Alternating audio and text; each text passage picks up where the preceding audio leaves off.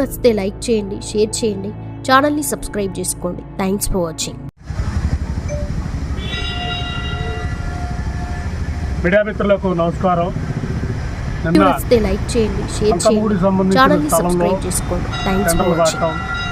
టెండర్ల ప్రక్రియ పూర్తయిన పరిస్థితుల్లో ఆ టెండర్లు కూడా శాశ్వత నిర్మాణాల కోసం టెండర్లు వేసిన విధానం చూస్తూ ఉంటే కూటమి ప్రభుత్వం గ్రామ ఆచార వ్యవహారాలకు సంబంధించిన అంశాల్లో ముందుగా వెళ్తున్నట్లు మనకి అర్థమవుతుంది.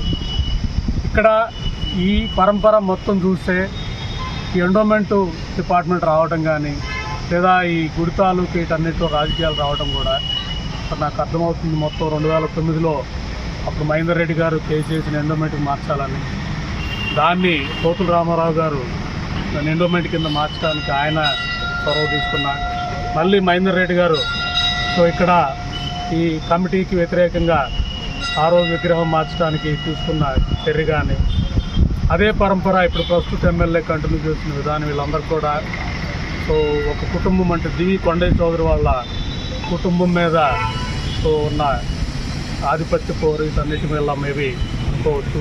ఇంకా చెప్పాలంటే దివి వాళ్ళకి సంబంధించిన ఇది ఎందుకంటే ఆలయ ధర్మకర్తలు సంబంధించిన వాళ్ళే కాబట్టి వాళ్ళ నుంచి దీన్ని బయటపడేయగలిగితేనే మనం, ఎందుకంటే దానికి 18 ఎకరాల పొలం ఉంది, అక్కడ మంచి విలువైన పొలం కాబట్టి ఎండోమెంట్కి వస్తేనే అన్న విధంగా వెళ్తున్న పరిస్థితి మనకు కనపడతా ఉంది. ఇక్కడ నిన్న ఎమ్మెల్యే గారు మాట్లాడతాం, దీనికి ఆదాయం కావాలి, ఆదాయం కోసమే మేము చేస్తున్నామంటే ఇదే ప్రతిపాదన లాస్ట్ పోతుల రామారావు గారు కూడా అప్పుడున్న సీనియర్ జర్నలిస్టులు నేను రాత్రి మాట్లాడితే ఇవన్నీ కూడా చిన్న చిన్న షాపుల కింద ఒక 50 షాపులు అవుతాయి. 50 షాపులు కూడా ఒక్కొక్క 5,000 ఇవ్వడానికి ఎవరు కూడా వెనకాలని పరిస్థితి. 50 షాపులు ఇంటూ 5,000 అంటే 2,50,000 నెలకు వస్తాయి. అలా సంవత్సరానికి ఒక 30 లక్షలు వచ్చే పరిస్థితి. 5 సంవత్సరాలకు ఒకసారి తిరణాల అంటే 1,50,00,000 వస్తుంది. తిరణాలకు 50 లక్షలు పోయినా బ్రహ్మాండంగా నిర్వహించే పరిస్థితి ఉంటుంది. ఆ 50 షాపులు కూడా ఈ గుడికి సంబంధించిన ఎవరైతే ఆచార వ్యవహారాలు చూస్తున్న బైండ్లోళ్ళు కానీ, కొమ్ములోళ్ళు కానీ, జంగమదేవర్లు కానీ, పూజారులు కానీ, లేదా ఈ వంశం మీద ఆధారపడ్డ వృత్తి అందరూ కూడా చెప్పాలంటే ఆజామరి కాలనీ, బృందావని కాలనీ, ఇంకా యాదవరాజులు కానీ, ఇంకా చెప్పాలంటే ముద్రాజు పోతురాజు సంబంధించిన వాళ్ళు కానీ, వీళ్ళు ఎవరన్నా షాపులు పెట్టుకోవడానికి ఉంటే వాళ్ళకు ప్రాధాన్యత ఇవ్వడం. అలా ఇక్కడ షాపులు పెట్టుకున్న వాళ్ళు ఎవరైతే బతుకుతున్నారో ఇప్పుడు వరకు అమ్మవారికి పూలమాల ఇస్తున్న పూలకోట రసీలు కానీ వీళ్ళందరూ కూడా రెండో ప్రాధాన్యత. మూడోది మిగతా వాళ్ళకు కూడా ఇచ్చి పర్ఫెక్ట్గా అగ్రిమెంట్ రాసుకొని నెల నెల రెంట్ వసూలు చేసే విధానంగా వెళ్తే ఇదేం పెద్ద కష్టమైన పని కాదు. కాబట్టి అవేలో ప్రభుత్వం చేస్తే ఈ సమస్యకు పరిష్కారం లభిస్తుంది.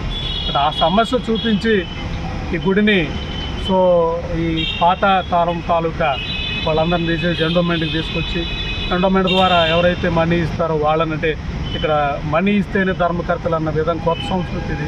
ఇప్పుడు రేపు మా ఊరు కుందుపాలెం గ్రామం ఉంది, అంకమ్మ లేదు గంగమ్మ గుడి దగ్గర ఇంకొక ఎవరో అతను 50 లక్షలు ఇస్తానంటే దేవాల ధర్మకర్తలు అంతా మారిపోయి అతను వచ్చి అతని సాంప్రదాయాలు, అతని పద్ధతులు, అతని పైత్యాలు ప్రదర్శించుంది. ఇది గ్రామ సంస్కృతి మీద దాడే, ఈ దేశ మూల సంస్కృతి మీద దాడి కాబట్టి, ఆచార వ్యవహారాల మీద దాడి కాబట్టి ఆమ్ ఆద్మీ పార్టీగా మేము అన్ని మతాల ఆచారాలను గౌరవించే బాధ్యత మా మీద ఉంది. అప్పుడే మత సహనం దేశంలో పెరుగుతుంది. ఇంకా దీని మీద నిన్న కొంతమంది బీజేపీ వాళ్ళు పరమతం వాళ్ళని తీసుకొని అంకమ్మ గుడి మీద దాడి అంటే మీరు వచ్చి ముందు మాట్లాడాలి బీజేపీ వాళ్ళు, ఎందుకంటే ధర్మం కాపాడడానికి మీరు రావాలి.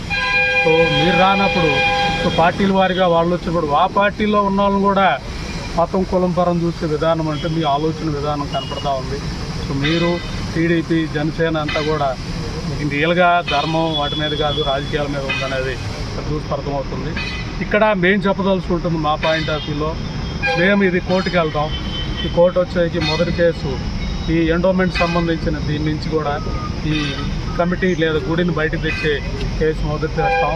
రెండోది టెండరింగ్ ప్రాసెస్ కూడా 2023లో టెండరింగ్ ఇచ్చిన ప్రాసెస్ పెద్ద ప్రొసీజరు ఏం ఫాలో అవ్వలేదు. ఎందుకంటే ఈ కమిటీ వాళ్ళు దానికి సంబంధించిన వాళ్ళందరినీ వాళ్ళు కన్సల్ట్ చేయలేదు. రెండోది ఆ కేసు వేస్తాం టెండర్లు వేసిన దాని మీద. మూడో కేసు వచ్చేకి ఎండోమెంట్ డిపార్ట్మెంట్ మీద కేసు వేస్తాం. ఎందుకంటే ఒక గుడిని తీసుకునేటప్పుడు ఎండోమెంట్ డిపార్ట్మెంట్ ప్రాపర్ ఎక్సర్సైజ్ చేయాలి. లేదా వాళ్ళందరినీ కలుపుకోవాలి, వాళ్ళందరితో సమావేశాలు పెట్టాలి. ఇవేవి పెట్టకుండా ఏకపక్షంగా ఆ రోజున్న ఎమ్మెల్యే లేదా అధికార పార్టీ వాళ్ళు చెప్పారు కాబట్టి వాళ్ళ ప్రకారం పనిచేసిన ఎండోమెంట్ అధికారుల మీద కూడా కేసు వేస్తాం. ఈ 3 కేసులు సో రేపు ఏదైతే కోర్టు మొదలవుతుందో ఆ రోజు వేసే పరిస్థితి ఉంటుంది. ఆ కేసులు వేసిన తర్వాత మేము చెప్పదలుచుకుంటుంది, ఈ ఎవరైతే ఈ కమిటీ మొత్తం ఉన్నారో ఎండోమెంట్ నుంచి బయటకు వచ్చిన తర్వాత మేము చెప్పదలుచుకుంది, ఈ 29 దేవరల తాలూకా ఎవరైతే ఉన్నారో వాళ్ళు, అలాగే పూజారులు, అలాగే పిన్నమరాజు వాళ్ళు ఎవరైతే ఉన్నారో మొదటి సాంఘం వాళ్ళ నుంచి మొదలుపెట్టే పరిస్థితులు, అలాగే యాదవులు ఉన్నారు, పోతురాజులు, వీళ్ళందరూ కూడా మీరందరూ కూర్చొని కమిటీకి వేసేసుకొని మీరే ఒక ట్రస్ట్ ఫామ్ చేసుకొని, సో ఆ ట్రస్ట్కి ఎవరు ఉండాలి, ఎలా విధి విధానాలు ఉండాలి, దీనికి ఆదాయం తాలూకా ఎవరు వసూలు చేసుకోవాలి, ఈ వర్కౌట్ అంతా వాళ్ళ చేతులు వదిలేస్తే ఈ సంస్కృతి సాంప్రదాయాలు 4 కాలాల పాటు వీళ్ళందరూ కూడా బతికిచ్చే పరిస్థితి ఉంటుంది. అదే మనకి అమ్మవారు మనకిచ్చే చెప్పాలంటే ఆశీస్సులుగా మనం భావించాలి. ఎందుకంటే దానికోసమే మనందరం కూడా ఈరోజు ఇక్కడ మాట్లాడుతున్నాం. కానీ ఇక్కడ ఏం రాజకీయాల్లో సంబంధం లేదు. ఇక్కడ రాజకీయాలతో అసలు ఈ గుడిని లింక్ చేయొద్దు. రాజకీయాలకి ఈ గుడిని లింక్ చేయటం వల్లనే ఇంత అనర్థాలు జరుగుతున్నాయి, ఇంత గాడి ప్రచారం అంటే ఇలాంటి వివాదాల్లోకి అమ్మవారిని లాగటం అనేది దుర్మార్గం అనేది చెప్పదలుచుకున్నా. ధన్యవాదాలు. మీడియా పెద్దలకు నమస్కారము.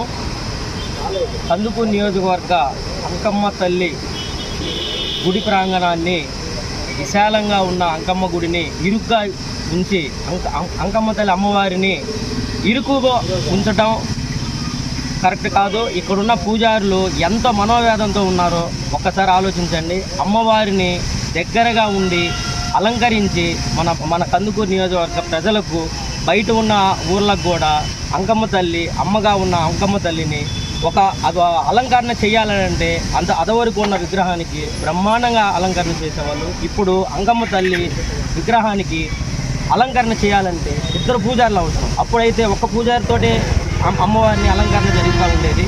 ఇప్పుడు వారికి పూజారులకి ఎన్నో అనర్థాలు జరుగుతున్నాయని వాళ్ళు మనోవేదన చెందుతున్నారు. వారిని ఫస్ట్ ఆఫ్ ఆల్గా వారిని పిలిపించి ఏమై మీ పూజారులను పిలిపించి ఏంది మీ సమస్య ఏంది అడిగి తెలుసుకోవాల్సిందిగా ఎండోమెంట్ డిపార్ట్మెంట్కి మా పార్టీ తరఫున కాంగ్రెస్ పార్టీ తరఫున మేము డిమాండ్ చేస్తున్నాం. ముందు వారిని వాళ్ళని పిలిపించి వాళ్ళని అడగండి. ముందు ఏమి పూజారి గారు మీకు ఏంది ప్రాబ్లం, మేము ఇలా చేయాలనుకుంటున్నాము, మేము ఇలా చేయాలనుకున్నా ఇలా కట్టాలనుకుంటున్నాము, ఇంత విశాలంగా ఉంది కాబట్టి మేము రూములు రెంట్కి ఇస్తున్నాము, రూములు రెంట్కి ఇచ్చేసేసి మేము కార్యక్రమాలు బాగా గ్రాండ్గా చేస్తాం. 5 సంవత్సరాలకు ఒకసారి కానీ 7 సంవత్సరాలకు ఒకసారి మేము తిరణాలు చేస్తాం. ఇప్పుడు తిరణాలు ఆగుతున్నాయి, అమౌంట్ లేదని ఆగుతుందని అంటున్నారు కాబట్టి ఎండోమెంట్ డిపార్ట్మెంట్ కూడా మేము చెప్తుంది ఏంటంటే ముందు పూజారులను పిలవండి. పూజారులని ఏ విధంగా జరగాలి, ఏ విధంగా చేయాలనేది వాళ్ళని అడగండి. వాళ్ళని అడగకుండా మీరే ఏకపక్ష నిర్ణయం తీసుకొని అధికార పార్టీ అండదండలతోటి మీరే నిర్ణయాలు తీసుకొని చేయటం ఈ కందుకూరు నియోజకవర్గ ప్రజలకి కీడు జరుగుతుందని చెప్పేసి నేను సభాముఖంగా చెప్తున్నాను. మీరు ఇంకైనా కానీ అర్థం చేసుకొని ఈ కార్యక్రమాన్ని నిలుపుదల చేయాలి. ముందు ఫస్ట్ ఆఫ్ ఆల్గా ఉన్న పాత వాళ్ళు ఎన్నో సంవత్సరాల నుంచి అమ్మవారిని నమ్ముకొని ఉపాధి చేసుకున్నారు. వాళ్ళు పేదవారిని పక్కన పెట్టి ధనవంతులకు రూములు ఇచ్చేసి మీరు చేసే కార్యక్రమాన్ని ఒక్కసారి మనసు ఆలోచించుకొని మీరు నిర్ణయం తీసుకోండి. వాళ్ళు ఎంతో బాధతోటి ఇప్పుడు ఆ కార్యక్రమాలు తీసేసుకొని వేరే దగ్గరికి వెళ్తున్నారు, కొట్లు కూడా మానుకొని వెళ్తున్నారు. మీరు అధికార పార్టీ ఒక్కసారి ఆలోచించుకొని ఇది పునర్నిర్మాణం చేసుకొని ఒక్కసారి మనసును ఒకసారి దగ్గరగా ఆలోచించండి. ముందు పూజారులను పిలవండి, షాపులను కాదు, ముందు పూజారులను పిలవండి. ఈ కార్యక్రమాన్ని ఎలా చేయాలని వాళ్ళని పిలవండి, తర్వాత షాపులను పిలవండి. మీరు ఏకపక్ష నిర్ణయం తీసుకొని టెండర్లు చేసేసేసి రూములు కట్టేసేసేసి ఇచ్చేసేసేసి పర్మనెంట్ రూములు ఇవ్వటం మా కాంగ్రెస్ పార్టీ తరపు నుంచి మేము తీవ్రంగా ఖండిస్తున్నాం. వీడియో నచ్చితే లైక్ చేయండి, షేర్ చేయండి, ఛానల్ని సబ్స్క్రైబ్ చేసుకోండి. Thanks for watching.